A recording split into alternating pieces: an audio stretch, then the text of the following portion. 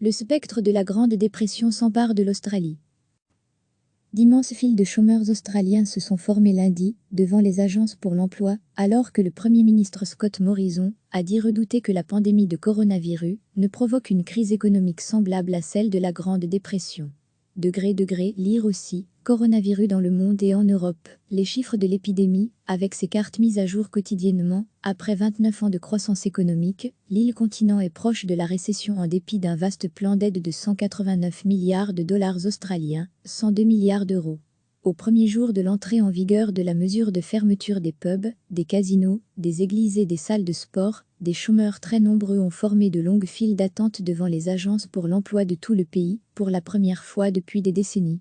Un site internet gouvernemental est tombé en panne à cause de l'affluence de personnes désireuses de s'inscrire pour percevoir leurs indemnités chômage, temporairement doublées à 295 € pour 2 semaines. Près de 100 000 personnes ont essayé d'accéder à ce site au même moment, selon Stuart Robert, ministre des Services publics. Alors que des dizaines de milliers de personnes pourraient perdre leur emploi, M. Morrison a déclaré que ses compatriotes faisaient face à une crise économique sans précédent depuis la Grande Dépression provoquée par le krach boursier de 1929. Au moment où nous parlons, ils font la queue devant les bureaux de Centrelink, une chose d'une ampleur inimaginable, il y a seulement quelques semaines, a-t-il déclaré au Parlement. Ils ont perdu leur emploi, beaucoup, et nous savons que beaucoup d'autres vont suivre. C'est le plus grand choc économique que notre nation ait connu depuis des générations, a-t-il ajouté. Avant de procéder à la fermeture des services non essentiels, l'Australie a mis en place une interdiction d'entrée sur son territoire pour les non-résidents et certaines frontières entre États ont été fermées alors que les déplacements non indispensables sont interdits. M. Morrison a indiqué que ces mesures pourraient rester en vigueur jusqu'à 6 mois, alors que de nouvelles restrictions se profilent pour limiter la propagation du coronavirus. Un tel événement ne se produit qu'une fois, tous les 100 ans, a affirmé le Premier ministre, et 2020 sera l'année la plus difficile de notre vie. L'indice de référence de la bourse australienne, l'ASX/200, a chuté de 38% depuis mi-février. Il est tombé lundi à son plus bas niveau depuis novembre 2012. L'Australie a enregistré plus de 1600 cas de Covid-19 et 7 personnes en sont mortes. Recevez chaque matin l'essentiel de l'actualité. D'immenses files de chômeurs australiens se sont formées lundi, devant les agences pour l'emploi, alors que le Premier ministre Scott Morrison a dit redouter que la pandémie de coronavirus ne provoque une crise économique semblable à celle de la Grande Dépression.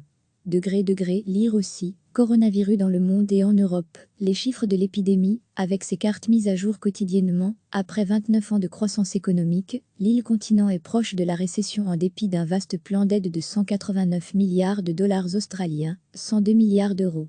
Au premier jour de l'entrée en vigueur de la mesure de fermeture des pubs, des casinos, des églises et des salles de sport, des chômeurs très nombreux ont formé de longues files d'attente devant les agences pour l'emploi de tout le pays, pour la première fois depuis des décennies.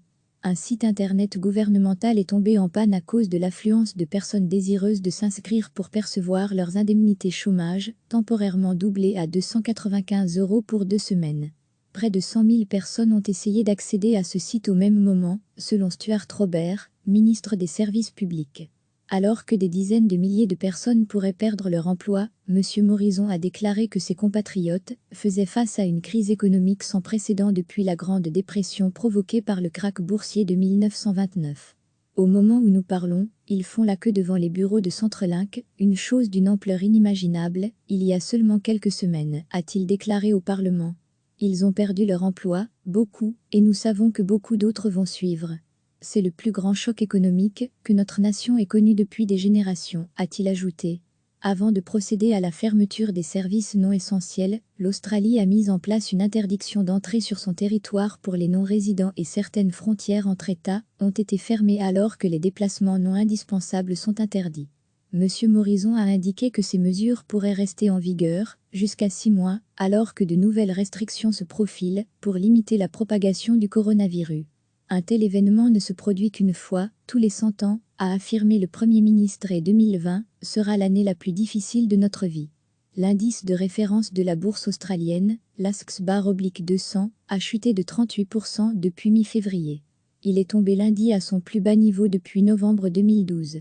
L'Australie a enregistré plus de 1600 cas de Covid-19 et 7 personnes en sont mortes. Cliquez sur s'abonner pour recevoir les dernières nouvelles.